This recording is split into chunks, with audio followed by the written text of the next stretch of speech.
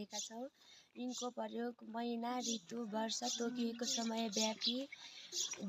समयव्यापी र दिनका भागहरूमा प्रयोग गरिन्छ। जस्तै in July, in summer, in morning, in the night. इनको प्रयोग सहर, देश, महादेशको अघि प्रयोग गरिन्छ। जस्तै in Kathmandu, in Nepal, in Asia, in the class. एटको प्रयोग सानो ठाउँको अगाडि प्रयोग गरिन्छ। जस्तै at Kapan, at school, at the kitchen, at सिनबाङ।